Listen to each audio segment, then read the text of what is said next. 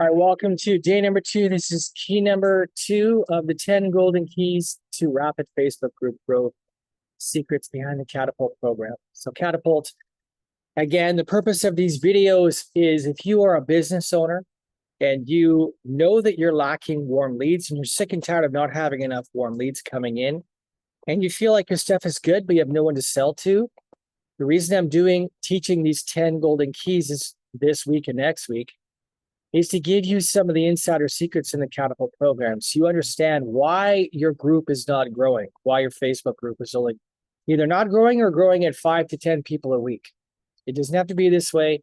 There's reasons for this. Yesterday, I covered naming your Facebook group, the importance of not going with some cool, slick name you think, but the reasons why you need to have certain keywords in your name, not your URL, but your actual Facebook group name, because the algorithm will not pick you up and will not serve you to people who are searching that might very well need the group that you have created, but are not going to find it because your keywords are not in your group's name and they're not in the description.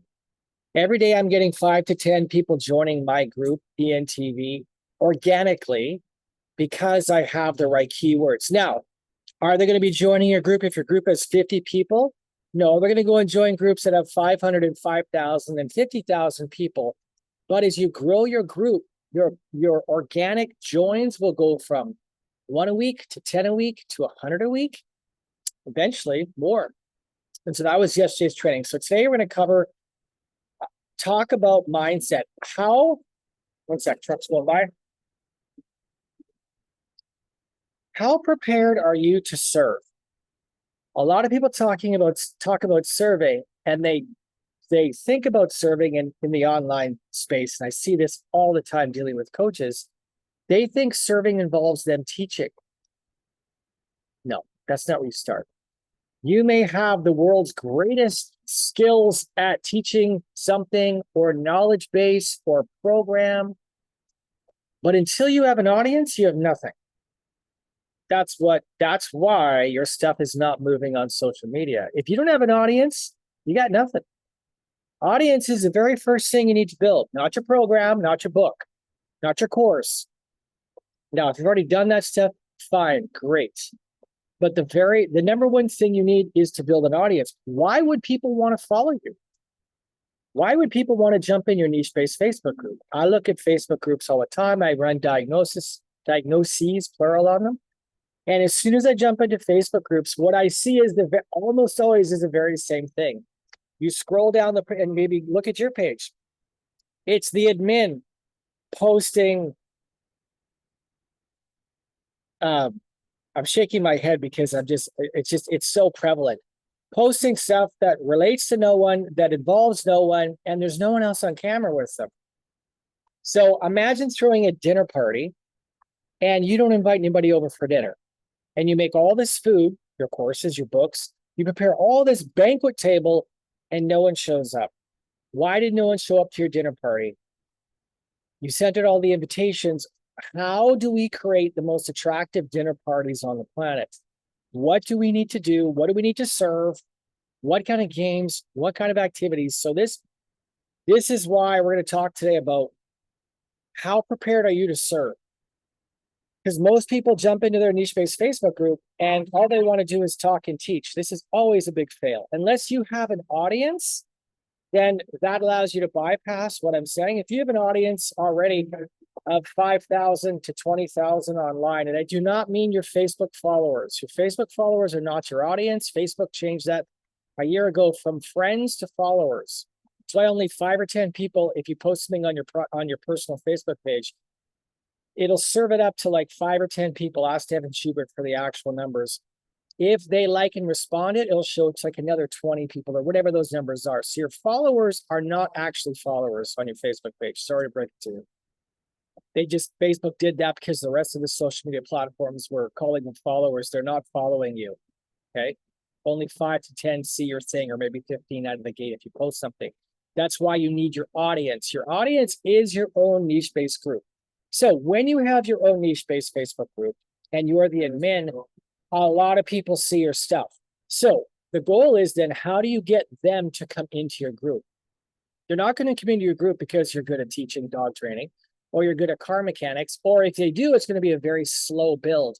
How can you make your group about everybody else? Is what I always ask Catapult students. This is what we teach. So that in the first 3 months to blow up your Facebook group, you become the person that holds space for conversations in your niche with people that have something to contribute in that niche. So you end up attracting a ton of leaders and potential leaders in the niche. And you become the talk show host. You become the hostess with the mostess. And then when you go to monetize after 3, 4 months, 5 months, 6 months, depending how fast you want to go, then they've seen you serve your butt off.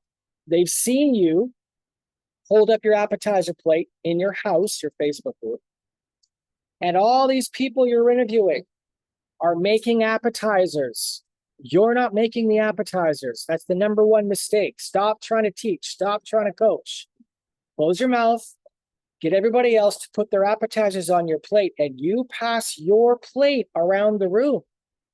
So if your name's James or your name's Jenny, James or Jenny's house gets known for the delicious appetizers that they're passing around their house, and they're not making the appetizers. The first 100 days of ENTV, I barely spoke. I interviewed people. I listened.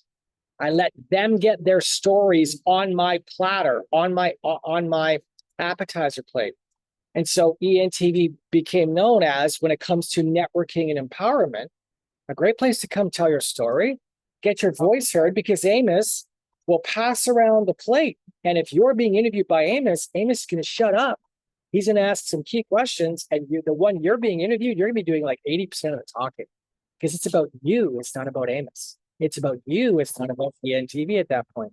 But you help the group shine. You help the ENTV shine by telling the story. So you put your appetizers on Amos's plate. He passes his plate around. Everyone in the house goes, num, num, num, num, num. That's delicious. Perfect. Because guess what happens? 3, 6, 7 months down the road, after you've been a faithful talk show hostess with the mostess, buttoning your lip and keeping it closed to 20% talk time, not putting up ridiculous posts, not posting selfies in your group, not posting stuff that no one cares about, posting video content of heart-centered stories within your niche. Then when you go to monetize in month 3, 4, 5, 6, 7, 8, 9, 10, whatever, people are used to your platter being a safe thing. And so now when you pass around your plate instead of Johnny Smith's appetizer, now you've made your own entree, your program, your course, your retreat, your workshop.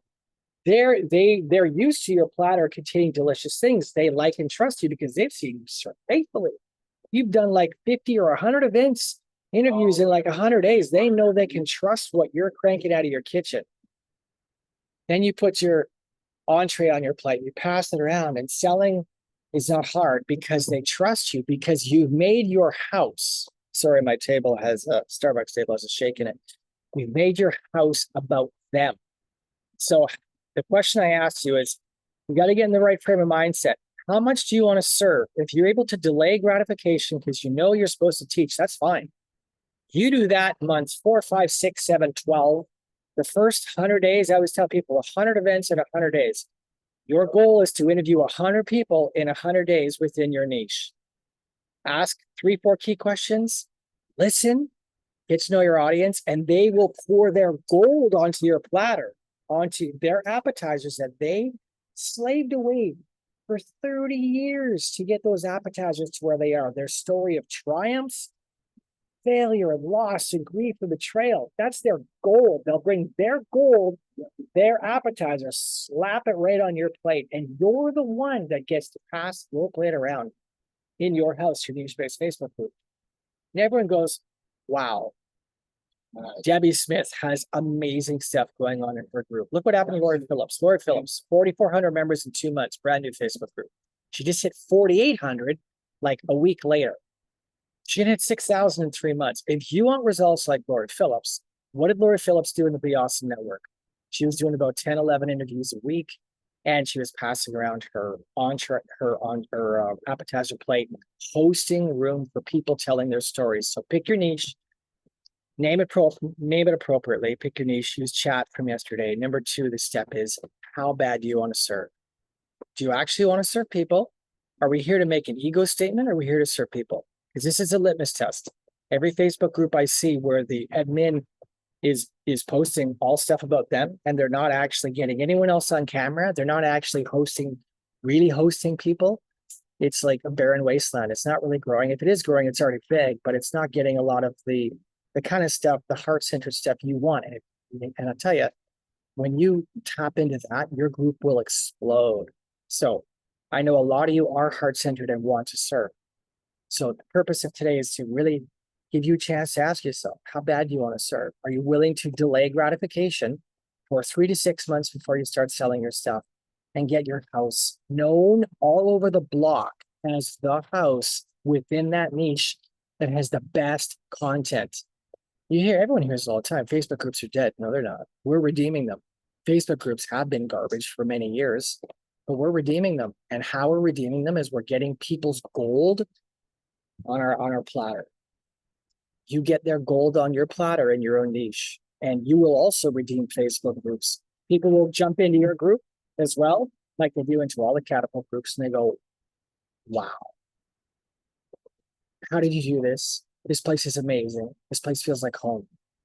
So again, my goal with these 10 golden keys of Catapult, secrets of blowing up a niche-based Facebook group, is to give you some of the golden keys to teach you Catapult. There's about 25 or 30. This is the first 10, I would say, are the, in order of operation, the first 10.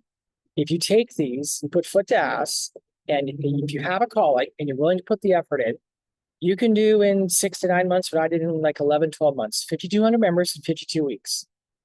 So I'm giving you everything I know when it comes to this, because I'd like to see more Facebook groups redeemed. So we got to get our eyes off ourselves, check the ego at the door, 100 events or interviews in 100 days. Truly serve people in your niche. Your stuff will blow up. Make it about you. Be posting all these selfies and all these ridiculous posts that mean nothing to people. They're not going to come to your house. They're not going to come to your party. We want them to come to your party. We want your thing to be the place. So if you do dog training, I would say dog training, car mechanics, whatever, empowerment, leadership stuff. Make your house so renowned because you serve faithfully from the bottom up, and you hold space for all these leaders to pile into your group, and they will pile into your group.